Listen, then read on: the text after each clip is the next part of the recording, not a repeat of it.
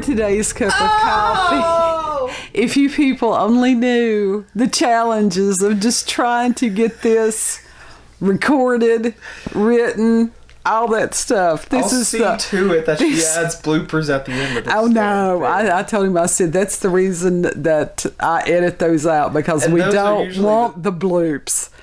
Those are the best parts of videos. I don't know that they are. Bloopers. They are. It depends on who it is. It depends on what the blooper is. I don't know about that. Anyhow, I don't know until you show them. This is something that I have been working on seriously for a couple of days, and it's taken quite a few hours reading, editing, typing. Days. All that. Well, just a couple of days. Some of the other ones have taken longer. They really have. So with this one, sources that I've used on this, and they will be in the description box. The True Story of Elizabeth Bathory from The Blood Countess, and that's by Peter Vronsky. And we've got that one. Elizabeth Bathory, Biography, The Blood Countess by Biographics. And one of our favorites from Mysterious Universe, we have Brent Swancer. The floweriness. Well, God love him. He does his research too, and it's like I know, but he doesn't have to flower. Well, he doesn't have to put it in flowers so much. Leave the man alone. He's doing his thing. Anyhow, so we are going to be discussing Elizabeth Bathory on this, and of course, when anybody thinks about Elizabeth Bathory, first thing that usually comes to mind is how she bathed in the blood of young women to keep herself young. Mm-hmm. Okay, and that actually has been disproven. But what she really did was much, much worse. And so we will get to that point about the bathing in the blood. Okay. All right, Bathory was born in 1560 in the Kingdom of Hungary to one of the most wealthy and powerful families in Transylvania, which oversaw the eastern regions of the Holy Roman Empire, which today includes Hungary, Slovakia, Czechia. Is that how you pronounce that one? I have no idea. Austria, Romania, Germany, and Poland. Okay. So, and please bear with me again. I've got these Slavic names, and I'm sorry for my constant stuff. I'm just doing the best that I can on this. And she was given the best education and has been described as being a very attractive woman when she was younger. But as a child, she sort of started out on the wrong foot. Some of it was her fault. Some of it was not. Uh-huh. And she actually had some serious health issues, such as epilepsy with violent seizures. And they said at times, they used to be calling that the falling sickness. The falling sickness. Yeah, they didn't know the term epilepsy, so they called it the falling sickness. Because they fall out. Historians have speculated that her parents were first cousins, which may have had something to do with her being born with some of these health concerns. Oh, yes. With incest. When cousins marry. Yeah, that's why you don't do that. Anyhow, it's been recorded that as a child, Bathory witnessed horrific acts of cruelty. Now, remember, these people were upper crust. They were royalty. Yeah. Royalty does things that the rest of us would never think of doing. Not all royalty, but some of it. The rules for thee, not for me. Yeah, really. But even as a kid, when she was witnessing these things, she did not respond in a normal way. The stuff didn't bother her. And it said that she actually laughed as a man who had been charged with theft was sewn into the body of a horse. Oh, God. Oh, yeah. And that she regularly saw the severe beating of servants. And at the age of 10, she became betrothed to 15-year-old Hungarian Count Ferenc Nadasky. Nadasky, I think is how you pronounce that. She moved into the palace of her future in-laws and was taught how to run the estates that were controlled by her mother-in-law. And she actually married Ferenc in 1574 when she was 14. That was old back in those days. Most of them didn't live past their 20s or 30s. Yeah. So at the time of their wedding, Ferenc gave Elizabeth a castle of her own, and this is castle, you see, I did do it phonetically. Countess. I listened to somebody that was supposed to be from that area, and that was, Countess was how that they pronounced it. Okay. They was from other different places, and I'm like, oh, hell, they do it worse than I do.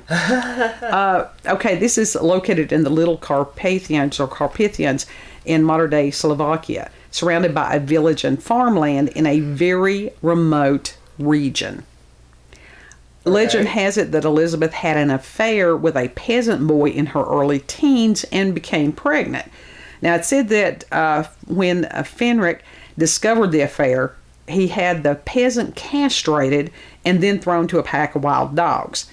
And there were different accounts on this. There's varying accounts on a lot of this, and I read a lot of articles. Mm-hmm. Some say that Bathory gave away the child of the affair secretly, while others say that the child was brutally murdered by her husband. And something I read, it was a matter of flinging the baby against a wall. Oh, God. Yeah.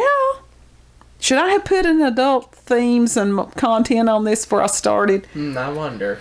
Yeah. Well, I will put it in the title. I'm usually pretty cognizant on that one. Yeah, this one's pretty hardcore. It gets worse. So if you've got a weak constitution, Legend has it that Elizabeth had spent a great time alone in the castle when her husband who was the chief Hungarian commander, or a chief Hungarian commander. It's also known as a fierce warrior. He was away fighting the Ottoman Empire a lot. Okay. Because the Turks, during that period of time, that went on for a while. Yeah. And some say that Fenric taught Elizabeth how to be sadistic, teaching her new innovative methods of torture, such as rolling up pieces of oiled paper, placing them in between the toes of a servant girl, and then setting it on fire. Oh, what the fuck? And it's also claimed that he gave Elizabeth a clawed glove for her to scratch up the faces of disobedient servant girls. So That's such shit. Oh yeah, it gets worse. Others claim Elizabeth's exposure to seeing cruelty when she was a child helped her develop sadism on her own. And it was probably some kind of combination of both elements, but having time by herself, a husband that committed the same atrocities, a secluded location, wealth, and power made for a deadly mixture for those of the lower class. Yeah. When Fenric died of a mysterious disease in 1604, Elizabeth became unfettered and very much unhinged. Oh, Lord. It's said that a woman named Anna Dvorak, that's close enough for jazz, joined the household in 1601, and it was rumored she was a witch. A lot of this has got rumors because there is so much myth and mystery that surrounds this woman that it's very difficult to separate fact from fiction, and I don't know that anybody truly has. So that's the reason you're going to hear a lot of it was alleged, it was rumored, legend has it. So because that's what it is. Oh, yeah. According to legend, Bathory began her torture while she was a teenager. She was targeting peasant girls who were her servants. Methods of torture including burning their genitals with a candle, biting them to death, ripping their mouths open with her hands, burning them with heated metal rods and rivets, beating them with whips, clubs, or iron bars, cutting and stabbing, throwing them naked into the snow, then pouring water over them and watching them while they would freeze to death, pouring boiling water on them and then tearing away their skin, covering them in honey and allowing ants or bees to bite in or sting them, hauling them up in suspended barrels spiked inside, which she would rock and roll the barrel while she showered in the dripping blood, and closing them in iron maidens. And the list went on. Yeah. And Elizabeth was not alone in her crimes. Other participants included this one woman named Anna. Like I said, I'm going to put the links. Y'all can pronounce the other ones. And this one was her main accomplice. There was also the nurse who looked after her children. This woman had children. Jesus. Yeah. And Ayana was that woman's name. A friend of a Giannis named, I like this one, I can do this one, Dorka. I can pronounce Dorka. And she was the washerwoman, and the washerwoman, pardon me, Catalin. Not Caitlin, Catalin. Any mistake was an excuse for torture. It says a servant girl it would go into this horror by making a simple mistake in the performance of duties. I know that one of the things I read that said that one of the girls was brushing Bathory's hair and accidentally pulled her hair. So that led to torture.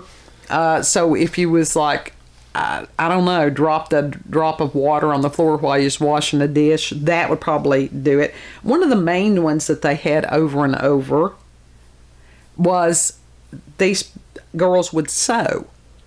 And if they missed a stitch, a single stitch, and for those of you all who have never sewn, especially sewing by hand, it's easy. Oh, absolutely. And it's like, if they made that, they would be stabbed repeatedly with long sewing needles. And a lot of it was under their fingernails. And it says that usually the girls would be stripped naked before they were tortured. So you've got some, pervert in there with it. Oh, yeah. Definitely. So while these kids, because they were basically kids and stuff like that, had these needles stuck in them, it's reported that Elizabeth would taunt them by saying, if it hurts the whore, she can pull it out. And so if the girl took this as permission to remove the needle, Bathory would pull out a knife and cut the finger off. Yeah. Then what's the point in saying what it was just setting her up. That's all you can say. And she was known to have, on at least one occasion, bitten a chunk of flesh from the face of one of her victims. Some of the other accounts said that it was not uncommon for her to bite these people. And we're talking ripping flesh out and everything like that. I mean, she was just a horrible human being. That's messed up. Absolutely. That is evil. Absolutely. And some servants were taken to a torture chamber where the others were associated with Bathory joined in. Now think of this. She was just doing this in random parts of the castle. This wasn't even the torture chamber. So that's terrifying. And implements were made to rip flesh. The insides were torn out. And there have been reports that cannibalism was forced on some of the other girls. Now, there's cannibalism that had been rumored with Bathory and stuff like that, and that's bad enough for somebody to partake in it, but to force somebody else to partake of it. Yeah. So, that's sick. Certain details of what took place in the torture chambers came from the investigation of Bathory and in trial transcripts. So we'll get to that a little bit later. It has to be mentioned that over the centuries, fiction has mixed with reality, and no one for sure, is for sure what time, which is which. And when you've got something this horrific, I mean, you can see how people's imagination could take over. Absolutely. None of the servant girls who testified against Bathory mentioned anything to do with the practice of her bathing in blood, but they do mention that the floors of the torture chambers were covered in blood, which some of the other servant girls had to clean. So here it is, these people that they knew each other, and one of them's been torturing to death, and then the other ones are left to try to clean up her blood. Yeah, and it's like... That's horrible. It is horrible, but when you think about the bathing in blood thing, you have to remember that blood coagulates outside of the body, so bathing in it would have been difficult. Even if it's mixed with water, it would have been a cold, smelly, sticky mess, and another bath would probably have been required afterward. Yeah. Plus the fact that blood stains. I mean, it will stain your skin. Absolutely it will. So that's, when you really think about it, it's interesting. It's horrific, but it's interesting to think of someone doing that. But when you get down to the scientific, is this feasible? And, who wants to sit in a tub full of clots? Right. No one. I mean, it's true. It's gross, but Unless it's it was true. like a mixture of water and blood. I don't think that, because I really think that after a period of time that it would still just be smaller clots. It's true. So I know this from having nosebleeds as a child. I don't understand that. In 1609, bodies were piling up at such a rate that Elizabeth's group of ghouls were running out of places to bury them. Many were buried in shallow graves in the castle courtyards, some of which were dug up by hungry dogs. Oh, God. There were incidents of them that they would kill these girls and just throw them outside the castle walls, because this place is sort of like on a mountaintop. And, Talk about an evil villain's castle. Absolutely. She was the original one on that.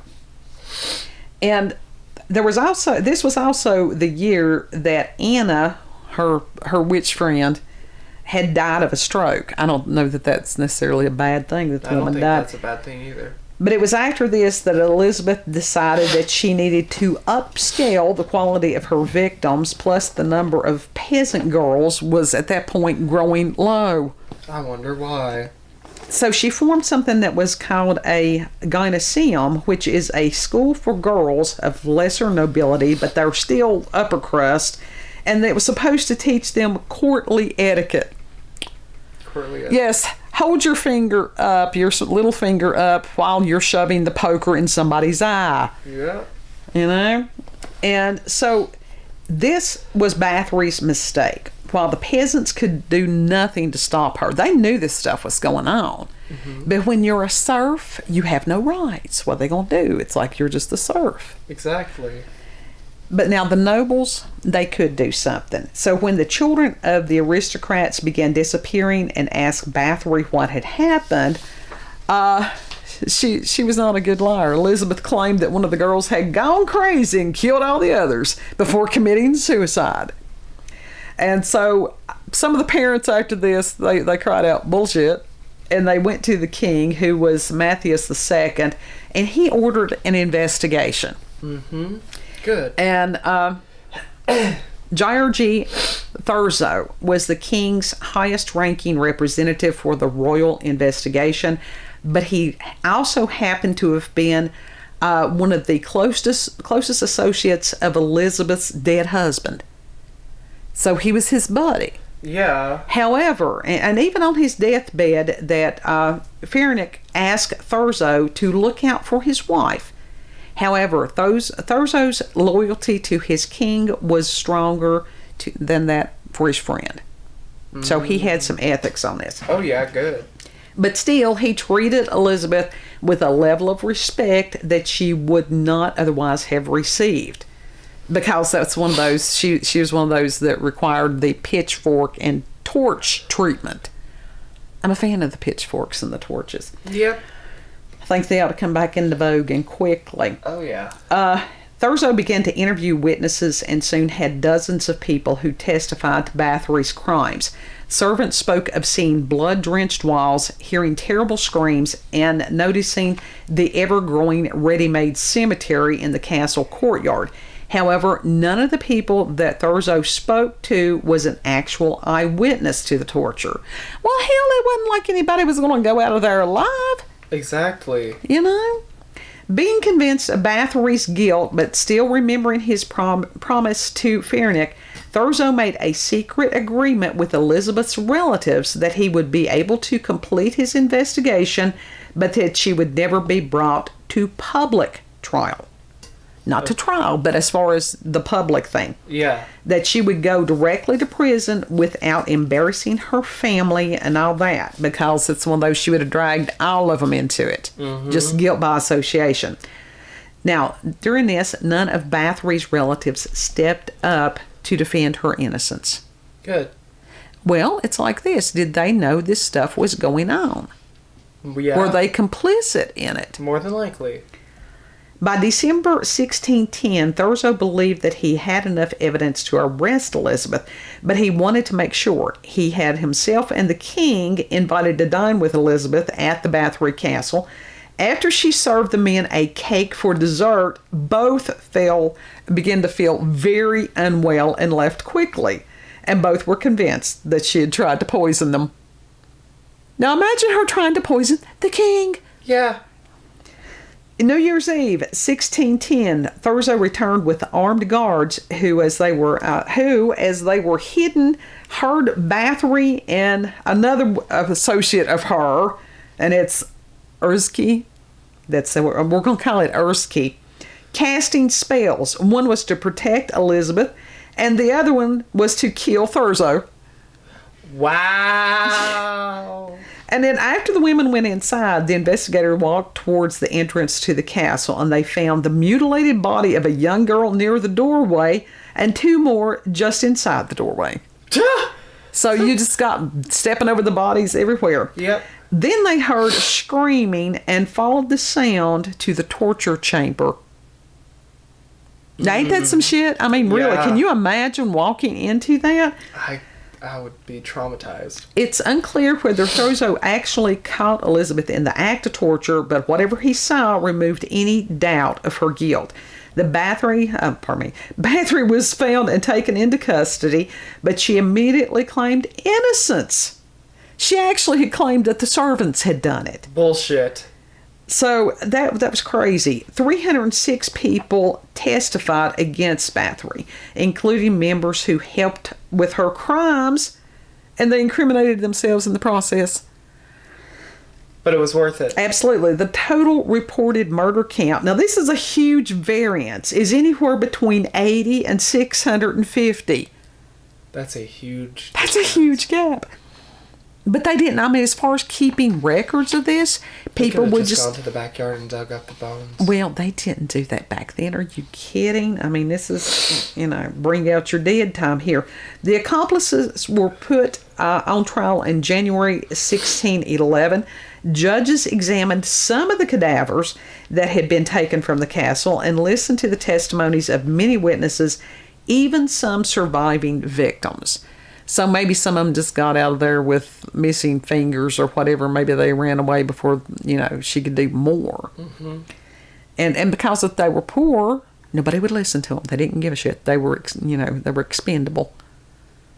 So with this, death sentences were handed down to Ayana, Dorca, and this other one, Fisco. I don't know if we got to Fisco or not.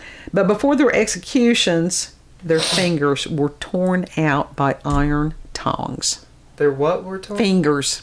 Because they were in on all this where they were cutting the girls' fingers off and stuff. So I thought that was a little bit of poetic justice. Oh, yeah. Then they were executed, and then after they were executed, they tossed them onto a bonfire. Okay. Yeah. How'd they execute Bathory? I'm getting to that. You're getting ahead of the story here. Elizabeth was not put on trial publicly as was agreed to, but was convicted and sentenced to life imprisonment in her own castle. She confined to one of the dungeons where she had used to torture numerous others. Her area of confinement was bricked up, leaving only holes for ventilation, and she sort of had like a pie flap to where they could slide food into her. Okay. Good. Now, the only ones to come visit her were Priest and Thursco. And Priest reported that Bathory was just crazy with rage and that she never repented of her crimes or even acknowledged the horror that she had done to others. So we're talking about a true psychopath, sociopath, just somebody that didn't need to breathe. Yep. Elizabeth at one point tried to challenge the authority of Thurzo. And bless. Excuse me. And There's at that another one time, coming. he had stated, it always looks like poltergeists, they travel in pairs. He had stated in front of some of her relatives, quote, "You, Elizabeth, are a wild animal. You're in the last months of your life. You do not deserve to breathe the air on earth or to see the light of the Lord. You shall disappear from this world and shall never reappear in it again. As the shadows envelop you, may you find time to repent your bestial life," end quote. And so they sealed up the holes and such? No, they did not. Bathory complained to a guard that she had cold hands on August 21st of 1614. He told her to go lie down and go to sleep, and she did. And she never woke up. So, And there is this theory that came about in the 1970s that Bathory was the victim of some kind of conspiracy plot. Bullshit. Right. And it was a matter because she was a strong, independent woman. Bullshit. And that they wanted her money and all this stuff, and that she was framed. Bullshit. And yes, it has been proven bullshit. So, for these people, and it's interesting because you got people that's like, well, a woman couldn't possibly. Oh, let me tell you something. An evil woman would put an evil man to shame any and every time. Yep. So on some of this stuff, yeah, we've got sociopaths. We have seen female sociopaths in our time. Yeah. Yeah. So I don't name names. I'm trying to keep you away from it. Keep you away from it. That's How his dare. opinion. Absolutely. But it's one of those that, like Jezebel. Yeah, Bathory got hers. Jezebel got hers. We trust that these other ones will get theirs. So don't be a sociopath. Don't be going around sticking pins and needles in people. Aren't exactly. They can't help that. I don't care. It does not. It's one of those. But they don't. I don't understand. Just because something is in a human body, if it does not have any of the characteristics, and that means human. spiritual characteristics of a human, is it really human? No. That's where you go into like the lizard people and stuff. Yeah. So that's just, it would have been better had she simply bathed in blood. Yeah, that would have been much better. But no, she did my chores. Yeah. Yeah. I mean, in technicality, she did bathe in blood because she would shower in the blood. Well, that, but as far as, her having the bathtubs and you get into that vampiric fantasy of bathing in blood. And this is people that have never actually dealt with blood. Yeah. Because, like I said, it's sticky. You can't hardly get it off of you. After a very short period of time, it smells, and yeah. Yeah, and being a nurse will teach you a lot of stuff. Having a child that gets hurt frequently teaches you that too. Yeah. Yeah. I'm still getting hurt. I'm still getting sick. So anyhow, but that was the one, and that one, I don't know why it was easier for me to talk about the torture methods that she used and could not do it on the witch trials. I don't know. It's just weirdness of mine. Yeah, same. But anyhow, if you've had experiences with paranormal, supernatural encounters with UFOs, aliens, cryptids, hopefully nobody's had problems with sociopaths and psychopaths. If you've got family, regional, local myths, legends, if you did have an ancestor that had experiences with some of these people like that, it would be interesting. I don't know that anybody would pass down that type of a legend. Right. Or if you're dealing with the cold or flu or some sort of sickness and you're don't. with stuffy nose. No, if you're dealing with stuffy nose, go get you an antihistamine and just go on with your life. Yeah. So any of those things, email us cupofcoffeewithscream at gmail.com. I was so tired last night. I didn't get in bed until 2 o'clock. And I've just been zombified all day long. But the email address is always in the description box. And if you've got something else, a subject that you would like for us to talk about. Suggest stuff. Yeah, sure. If you've got some other kind of oddity. I mean, we're doing the spoopy season themes. And then after spoopy season, which it's coming up on us, the primo spoopy night. Yeah. And then we'll go back to the other ones as far as having a variety of aliens and cryptids and, sightings of various and sundries and gnomes, leprechauns, all that stuff. Big feet. And we actually do have an espresso shot coming up for Saturday. It's about Perry. It is. It's about what youngest kid found and did. So that's probably why you've got a nose goblin. That is exactly what has happened. Happening before. Anyhow, you all have a beautiful, blessed day. Thank you very much for spending part of your day with us, for having coffee with us, and we'll see you on the next cup. Bye. Subscribe.